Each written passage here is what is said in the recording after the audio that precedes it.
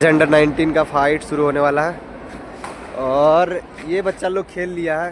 इसका सिल्वर है, इसका भी सिल्वर है। इसका कोच देखिए दुबे जी आराम से बैठा हुआ है, इसका बच्चा फाइटे नहीं है। टॉमी दीदी का गोल्ड है, मरुआ भी का है। अच्छा चवाक देखिए, इनका बच्चा का मेडल आ गया, मतलबे नहीं शुद्ध दिया है। आई दोनों बुढ़िया देखिए, एक का गोल्ड एक का ब्रॉन्ज। एक और बुढ़िया कहाँ गई रे? एक कहीं गई है प्रिया का, उसका भी गोल्ड है। क्या दुबे जी आपका बच्चा ठीक खेला कि नहीं? खुश है ना आप?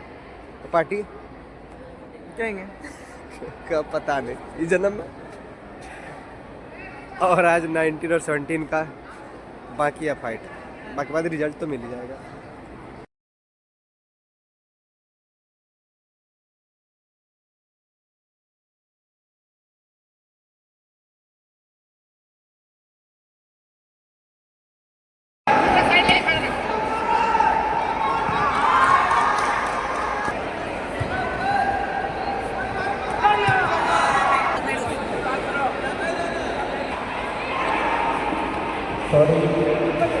Next fight, Amrita Kodama.